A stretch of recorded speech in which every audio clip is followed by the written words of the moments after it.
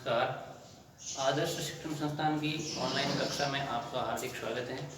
आज हम कक्षा 9वीं विषय हिंदी क्षितिज पाठ्यपुस्तक के काव्यखंड का प्रथम पाठ कबीर की साखियाँ एवं पद पढ़ेंगे। कबीर की साखियाँ एवं पद। सर्वप्रथम हम कवि परिचय करेंगे। कबीरदास जी भक्ति काल में हुए। भक्ति काल दो शाखाओं में विभक्त हैं।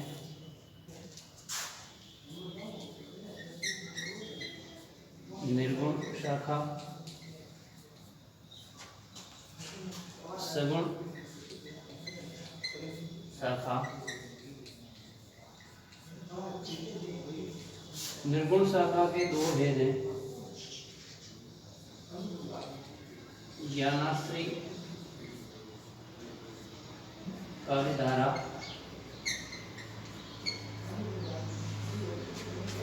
प्रेमाश्रयी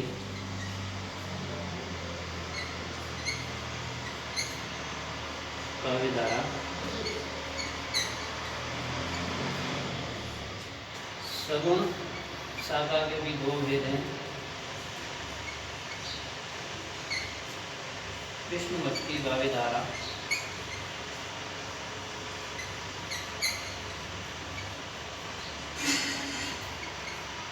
राम भक्ति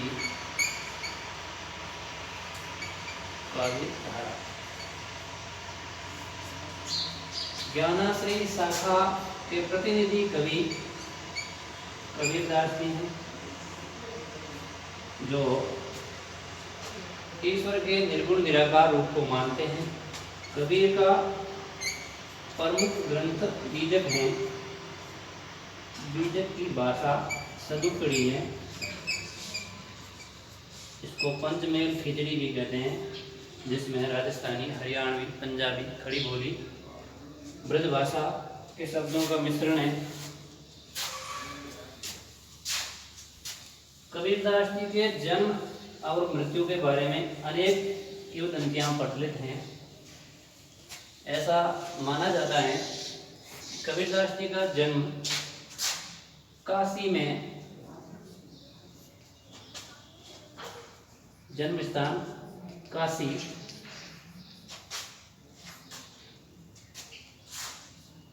समय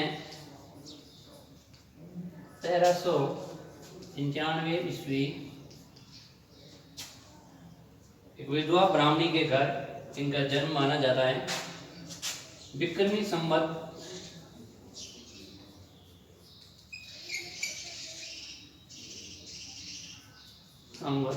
1455 या ईस्वी सन 1391 में काशी में एक विधवा ब्राह्मणी के घर हुआ। कहा जाता है कि लोकापवाद के भय से उस विधवा ब्राह्मणी ने कबीरदास जी को लहरतारा ताल के निकट छोड़ दिया। वहां से नीरू एवं नीमा नामक जुल्हा दंपति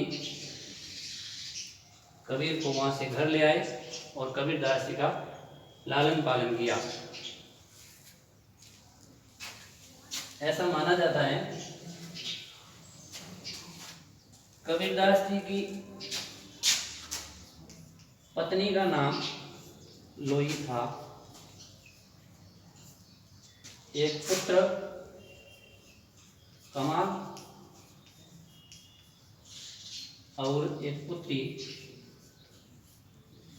कमाली का भी उल्लेख मिलता है। कबीरदास जी की मृत्यु सन 1518 ईस्वी में मगहर जिला बस्ती में हुई। 1518 ईस्वी में मगहर जिला बस्ती वाराणसी के पास में है, क्योंकि कबीरदास जी ने, कुछ लोग ऐसा कहते हैं कि काशी में जिनकी मृत्यु होती है उनका मोक्ष हो जाता है, तो कबीरदास जी ने जानबूझ करके अपना शरीर मगध में त्यागा कि ऐसा जरूरी नहीं है कि काशी में मृत्यु होने से मोक्ष की प्राप्ति होती है। कबीरदास जी अनपढ़ थे, उन्होंने खुद लिखा एक जगह, कागज मसी छुयो नहीं, कलम गही नहीं हाथ। कबीरदास जी के गुरु का नाम रामानंद है, जो इनके दीक्षा गुरु थे। कबीरदास जी के प्रमुख शिष्य का नाम धर्मदास है। धर्मदास ने कबीरदास जी की वाणियों का बीजक ग्रंथ में संग्रह किया।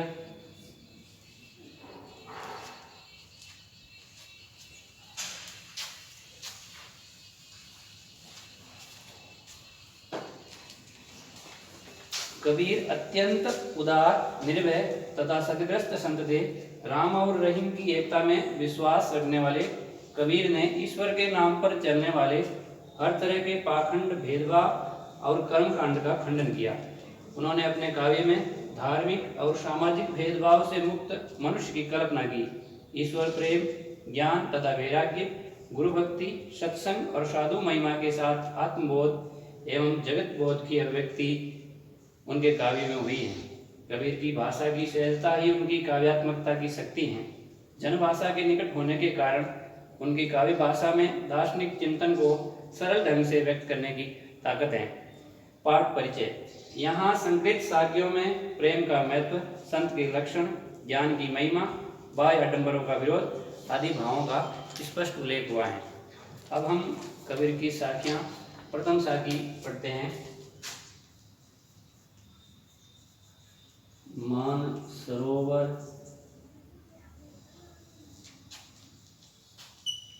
सुवर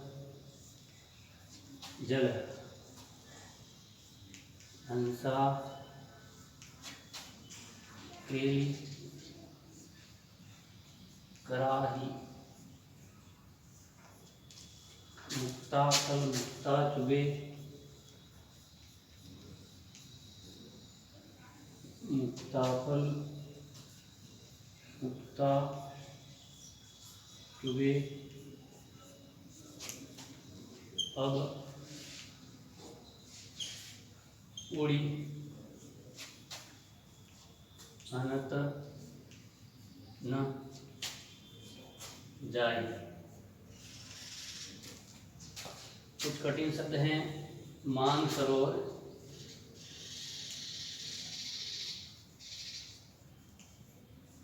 मान सरोवर का अर्थ है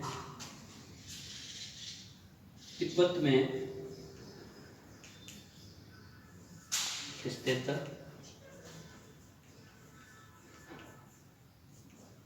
एक बड़ी झील, हिंदुओं का प्रमुख तीर्थ स्थान है।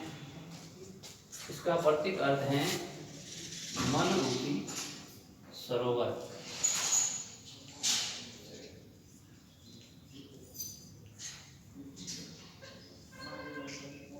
सुभर का अर्थ है सुभर, अच्छी तरीके से भरा हुआ, अच्छी तरह भरा हुआ। हंसा का अर्थ है हंस पक्षी या प्रतीक अर्थ है जीवात्मा। केली, केली का अर्थ है क्रीड़ा या खेल। कराई यानी करना। मुक्ता फल,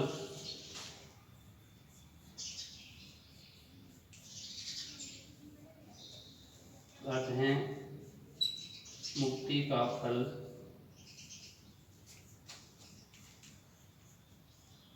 या मोती या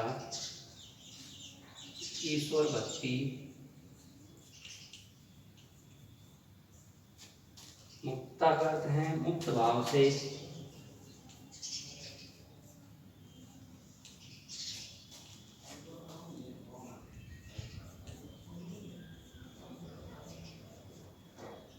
चुगे यानी चुगना, उड़ी यानी उड़ करके, अनंत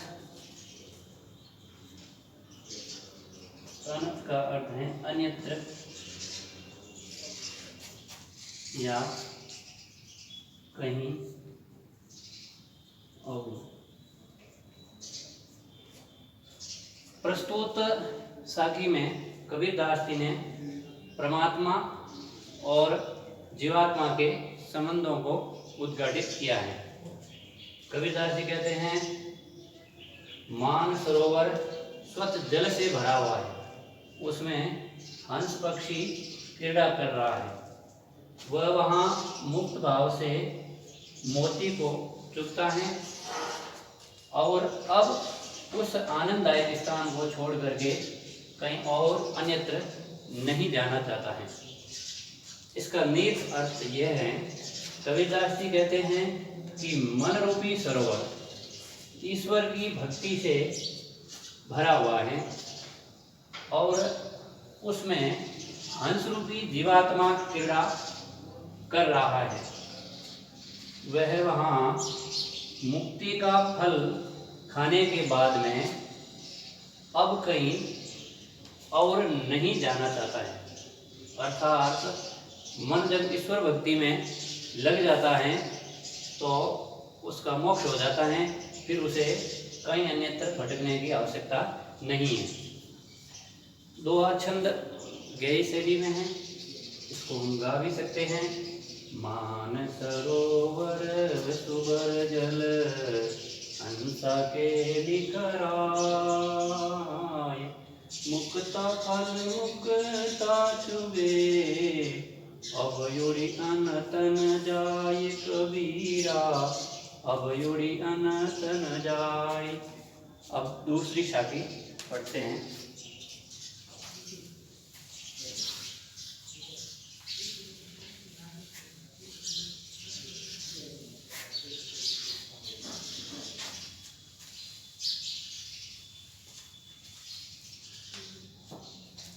प्रेमी ढूंढत मैं फिरूं,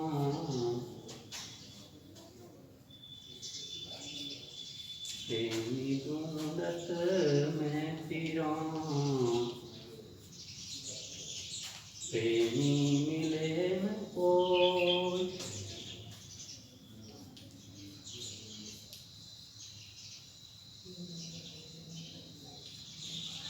प्रेम को प्रेमी मिले,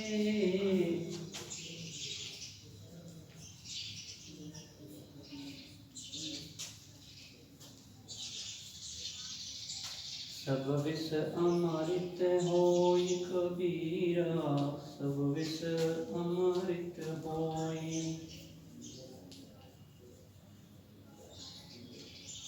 प्रस्तुत शाखी में कबीरदास जी ने जीवात्मा और परमात्मा के मिलन से जो प्रभाव प्रकट होता है उसको इस दोहे में हमें बताया है। प्रेमी का अर्थ है ईश्वर भक्त,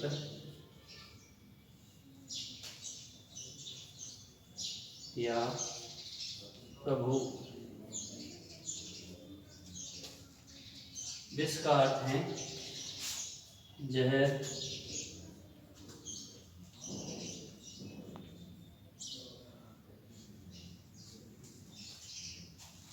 कबीरदास जी कहते हैं मैं प्रेमी ढूंढत मैं फिरूं, प्रेमी मिले न कोई। कबीरदास जी कहते हैं मैं यानी ईश्वर भक्त प्रभु की खोज में, ईश्वर भक्त की खोज में निकला, यानी फिरा यानी घूमा, लेकिन मुझे कोई भी ईश्वर भक्त नहीं मिला। अगर एक ईश्वर भक्त को कोई दूसरा ईश्वर भक्त मिल जाता है तो सारी विषय वासना रूपी विष अमृत में बदल जाता है। इसका दूसरा अर्थ हम ऐसे ले सकते हैं कि कबीरदास जी कहते हैं, मैं यानी अहंकार ईश्वर को ढूंढने निकला, लेकिन अहंकार के कारण मुझे ईश्वर नहीं मिले। अगर ईश्वर भक्त को ईश्वर मिल जाते हैं तो सारे अहंकार सहित दुर्गुण हैं, वो दुर्गुण रूपी विष सारे अमृत में बदल जाते हैं। अगली साखी है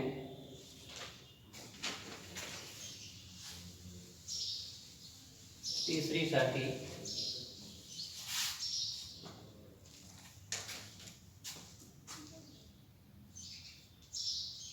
अस्थि चढ़िए ज्ञान को सहज धूलिचा डारी स्वान रूप संसार है, स्वान रूप संसार है, भूकन दे झक मारी। यहाँ कबीरदास जी ने ज्ञान के महत्व को प्रतिपादित किया है। कुछ कठिन शब्द हैं। अस्थि का अर्थ है हाथी, सहज का अर्थ यहाँ हो जाएगा प्राकृतिक समाधि,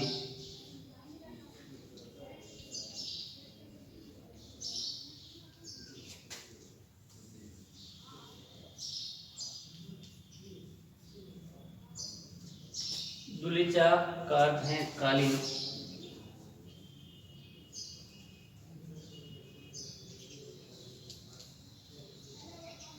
जिसको बिछा करके ऊपर बैठते हैं। डारी यानी डालकर। स्वान का अर्थ है कुत्ता,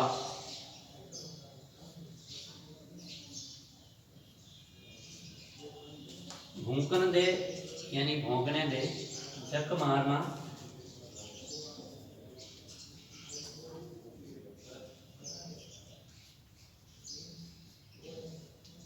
यानी समय बर्बाद करना।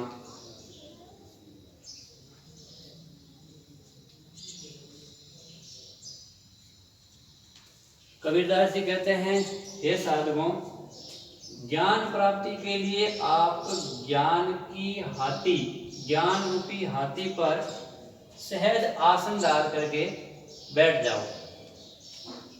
यह संसार कुत्ते के समान है जो मार्ग में चलते हुए हाथी को देख करके भौंकते रहते हैं।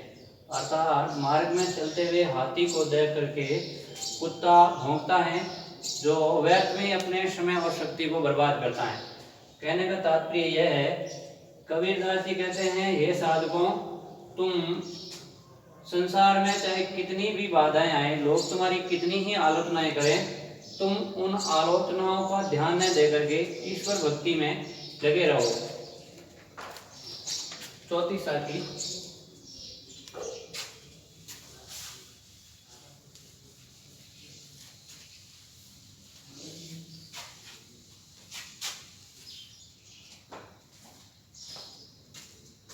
पखा पखी के कारण, पखा पखी के कारणे सब जग रहा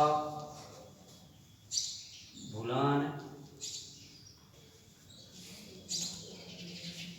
निरपक होय के हरि भजे,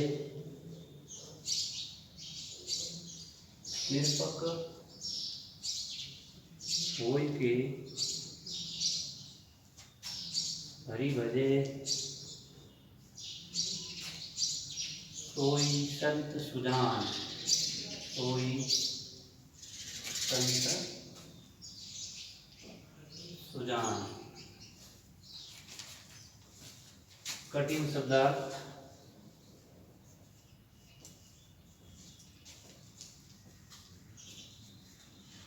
पका पखी।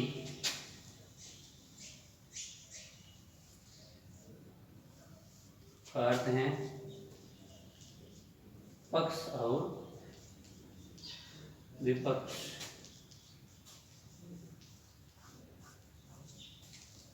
कारण यानी कारण, जग यानी संसार,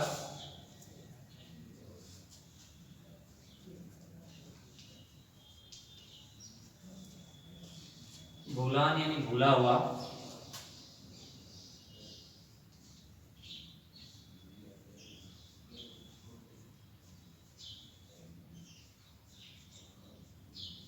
निरपक्ष का अर्थ है निष्पक्ष।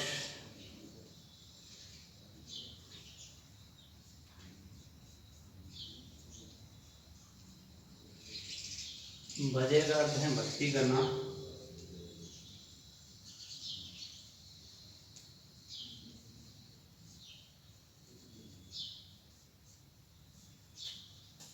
सोई यानी वही।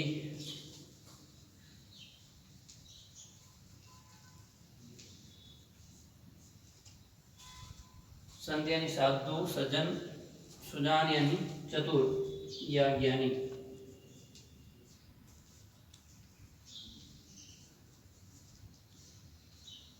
प्रस्तुत साखी में कबीरदास जी कहते हैं, वाद विवाद में न पड़ करके निष्पक्ष भाव से ईश्वर भक्ति करनी चाहिए।